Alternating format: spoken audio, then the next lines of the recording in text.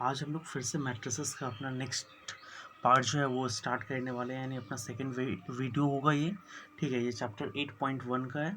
ठीक है, तो इससे देखने से पहले हमारा जो इससे पहले वाला वीडियो था वो ज़रूर देखिए, तभी आप समझ पाओगे इसको। ठीक है, तो पहला जो क्वेश्चन हम लोग यहाँ पे देख रहे हैं वो क्या है, क्लासीफाई द फॉलोइंग मैट्रिसेस। तो मैं इस ये कौन सा मैट्रिसेस है इसको तो क्लासीफाई करना है। तो फर्स्ट वाला अगर हम देखें तो इसमें क्या है, दो रो हैं और दो कॉलम है। अगर रो और कॉलम दोनों अगर इक्वल हो तो उसे हम लोग क्या कहते थे, स्क्वायर मैट्रिक्स कहते थे। ठीक है, तो ये क्या है, स्क्वायर मैट्रिक्स है। ऑफ ऑर्डर क्या है, 2 है, क्योंकि यहाँ पे रो भी 2 है, कॉलम भी 2 है। तो हमारा जो सॉल्यूशन जो होगा पहले का वो क्या होगा, फर्स्ट का वो हम लोग लिखने वाले हैं। क्या लिखने वाले हैं, एक सेकेंड रुक जाओ थोड़ा।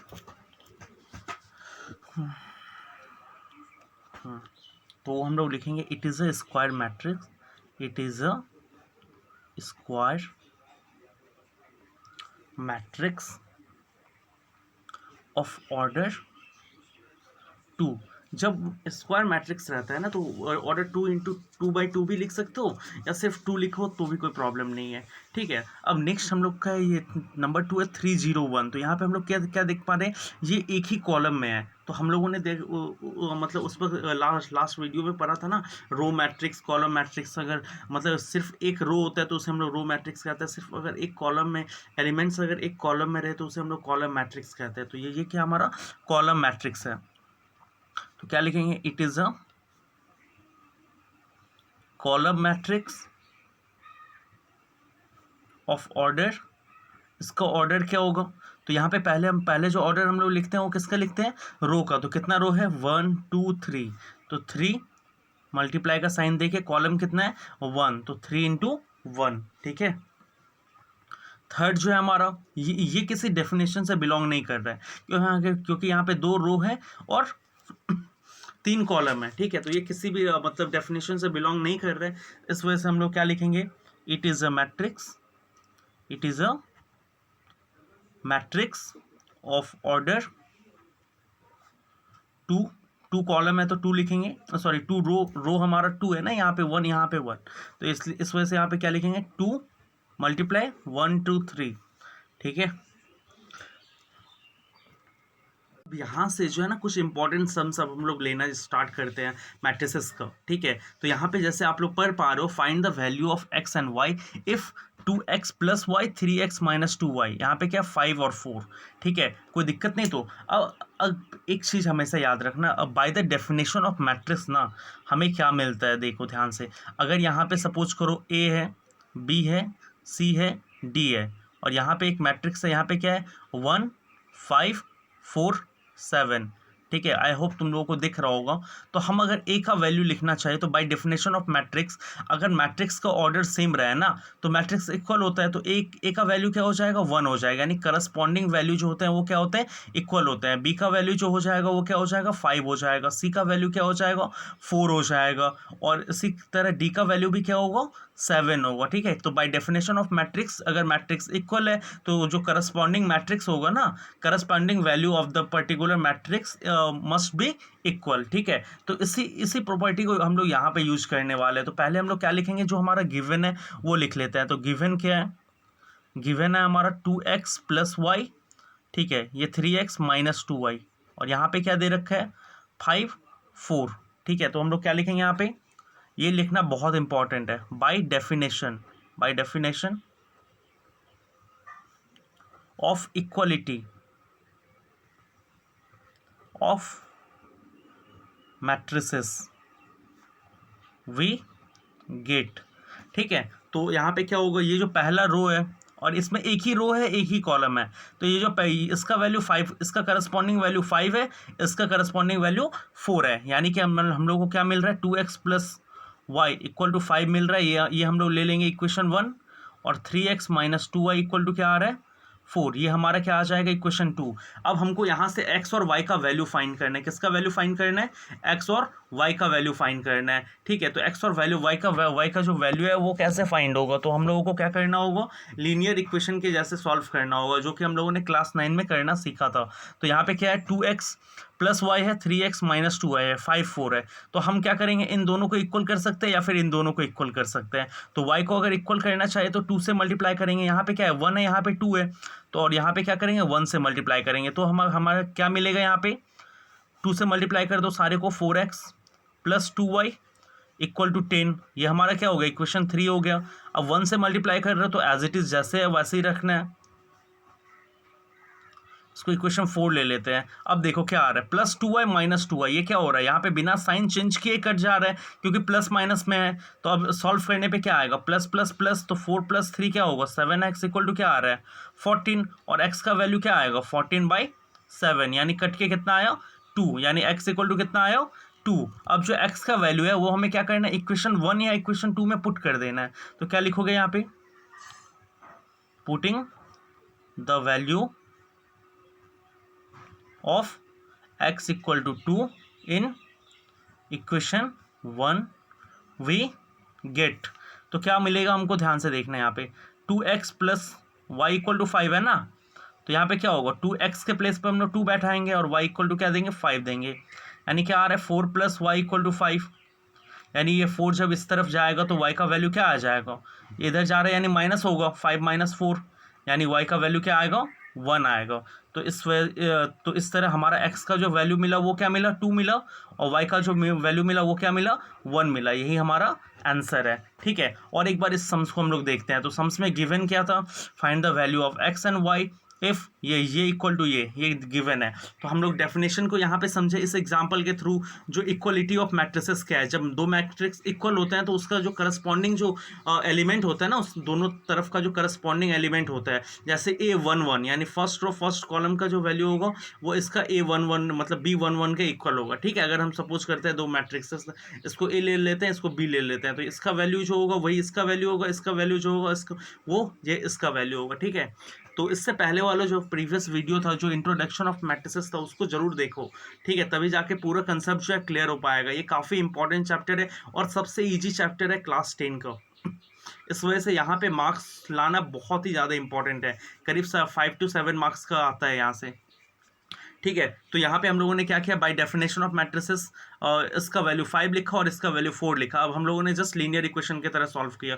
हम चाहते तो यहाँ पे x के वैल्यू को भी इक्वल कर सकते थे, कैसे, अगर यहाँ इसको 3 से मल्टीप्लाई करना होता तो ये 6x होता, और इसको 2 से मल्टीप्लाई करते तो ये 6x होता।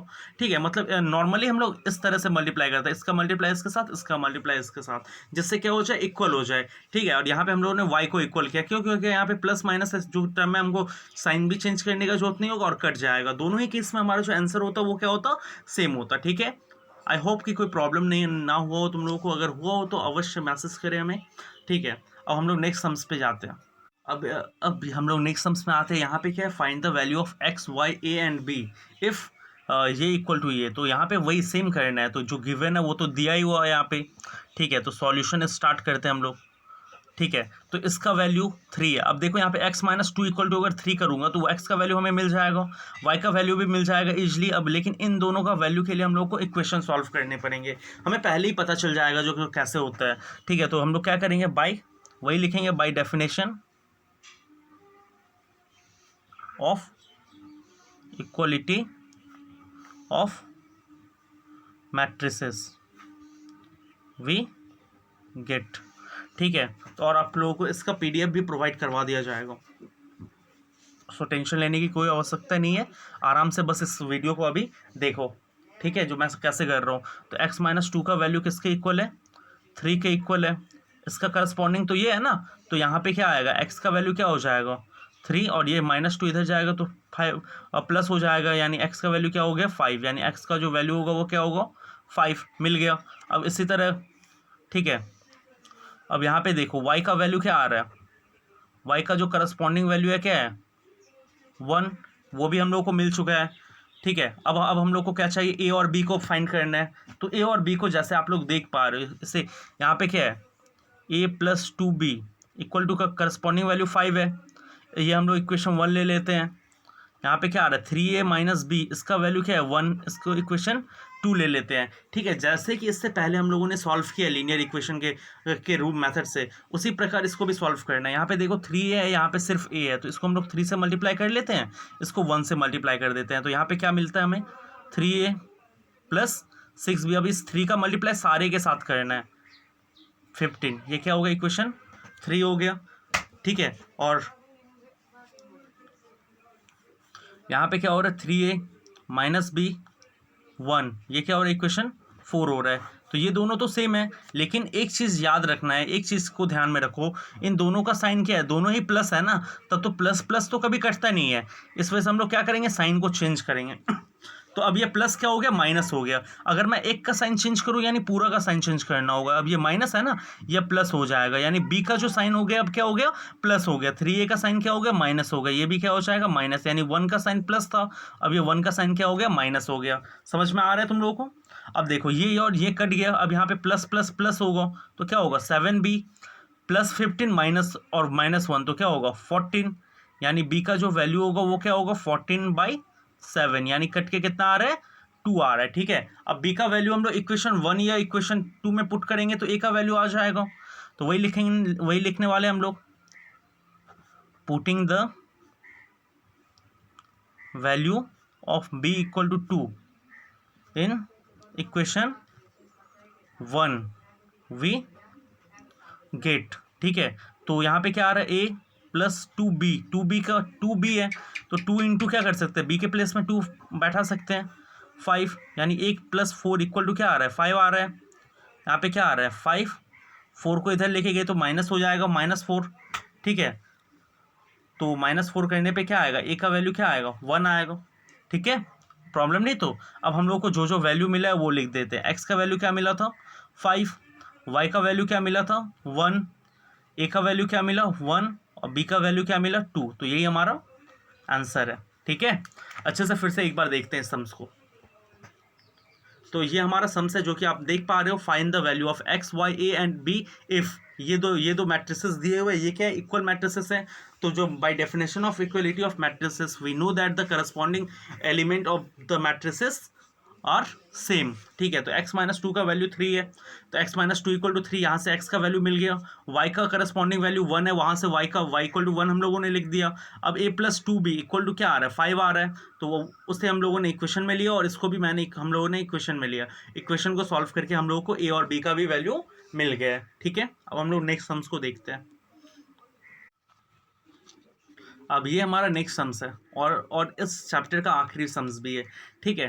और बाकी जो मैं होमवर्क दूंगा वो सब भी प्रैक्टिस कर लेना है तुम लोगों को। तो find the value of x y a and b if ये मैट्रिसेस दिए हुए हैं, यहाँ से x y और ए बी का वैल्यू फाइंड करना है। तो जहाँ तक हम लोग एक्स वाई को देखते हैं तो एक्स वाई कहाँ है, यहाँ पे है और यहाँ पे है, ए बी यहाँ पे है और यहाँ पे है, यानी यहाँ से हम लोग को लग रहा है कोई भी वैल्यू सिंगल मिलने वाला नहीं है, यानी इक्वेशन सॉल्व करके ही मिलेगा। तो बाय डेफिनेशन ऑफ मैट्रिसेस अगर सेम हम लोग करने वाले हैं, by definition of matrices we have, तो हम लोग को क्या मिल रहा है यहाँ पे 3x plus 4y equal to क्या मिल रहा है, इसका करस्पॉन्डिंग वैल्यू 2 है और इसका करस्पॉन्डिंग वैल्यू क्या है 4 है, यानी ये देखो इसका करस्पॉन्डिंग वैल्यू 2 है, इस 2 का करस्पॉन्डिंग वैल्यू 2 देख ही रहे हो इक्वल दे रखा है और इसका वैल्यू ये 4 है। ये इक्वेशन 1 हो गया, इक्वेशन 2 हो गया। अब इसको सॉल्व करना है, ये 3x है, यहाँ पे सिर्फ x है, तो यहाँ इसको हम लोग 3 से मल्टीप्लाई कर देंगे, इसको 1 से करेंगे तो क्या हो जाएगा ये 3x plus 4y equal to 2 equation 3।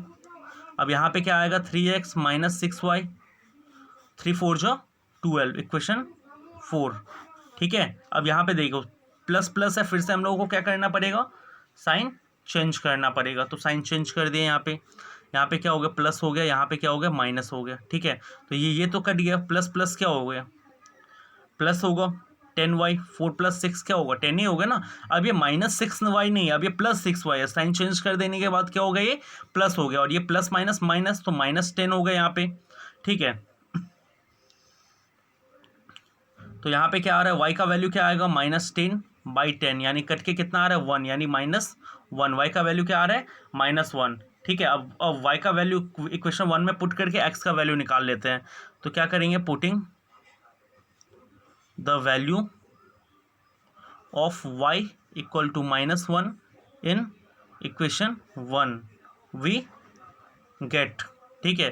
तो यहाँ पे क्या आ रहा है 3x 4y, y है ना 4 इंटू वाई, 4y, तो y के प्लेस में हम लोग क्या करेंगे -1 डालेंगे, ठीक है। इक्वल टू क्या आ रहा है 2 आ रहा है।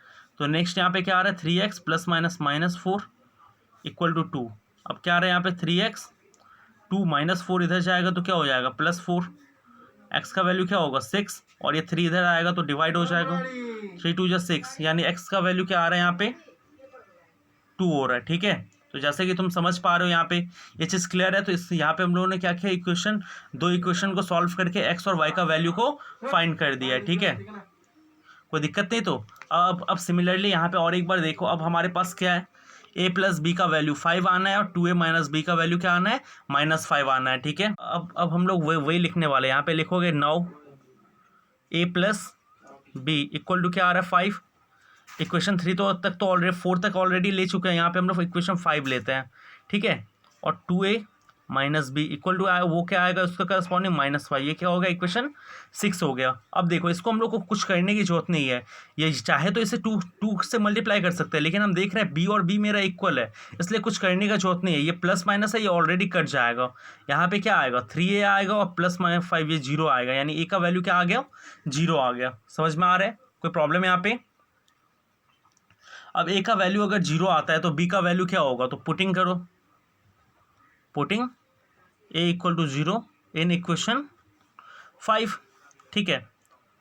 तो क्या आ रहा है हमें a के प्लेस में 0 पुट कर दिया, b इक्वल टू क्या आएगा 5, यानी b का वैल्यू क्या आ रहा है 5 आ रहा है, ठीक है। तो हमारा जो आंसर आया वो क्या है, x इक्वल टू हमारा क्या आया था, एक सेकंड रुको, x equal to 2, y equal to क्या आया था -1, a इक्वल टू क्या है 0 और b इक्वल टू क्या है 5, ये हमारा आंसर है। एक बार ठीक है, कोई दिक्कत नहीं। तो a और b का वैल्यू को लेके अगर कंफ्यूजन हो तो हम लोग एक बार चेक कर लेते हैं। a इक्वल टू 0 पुट करने पे क्या वो वैल्यू आ रहा है, मतलब a इक्वल टू हमारा क्या आ रहा है 0 आ रहा है और b इक्वल टू क्या आ रहा है 5 आ रहा है। सपोज करो a इक्वल प्लेस पे 0 किया तो b का वैल्यू 5 होगा, 0 + 5 5 होगा, तो ये करस्पॉन्डिंग इक्वल है या नहीं है, हाँ इक्वल है। अगर अब यहाँ पे पुट करते हैं तो क्या होगा 2a यानी 2 × 0 0 हो जाएगा, -b यानी -5, तो यहाँ पे क्या है -5 है, ठीक है। तो ये वैल्यू क्या है हमारा सेटिस्फाई कर रहा है आंसर, ठीक है। तो इस वीडियो में सिर्फ फिलहाल इतना तक ही रहेगा। अब नेक्स्ट वीडियो में हमारा मतलब एडिशंस कैसे ऐड करते हैं मैट्रिसेस को, 2 मैट्रिसेस है उसको कैसे ऐड करते हैं, कैसे सब्ट्रैक्ट करते हैं, कैसे मल्टीप्लाई करते हैं, वो सारे एप्लीकेशन देखेंगे और उससे रिलेटेड सम्स करेंगे, ठीक है। तो नेक्स्ट 2 वीडियो में हमें लग रहा है जो ये इसका पूरा चैप्टर कवर हो जाना चाहिए। और अब घर में बैठ के तुम लोग इसको अच्छे से प्रैक्टिस करो, 1 से 2 बार करके प्रैक्टिस करो सम्स को, और समझो इस सम्स को अच्छे से। अगर नहीं समझ में आ रहा है बार बार पूछो, ठीक है। मैं अपनी तरफ से अच्छे से बताने की कोशिश कर रहा हूँ, अगर तुम्हें जरा सा भी कहीं पे डाउट हो तो तुम मतलब पूछ सकते हो, ठीक है। तो गुड बाय, ध्यान रखना, अपने फैमिली का ध्यान रखना और घर में रहना।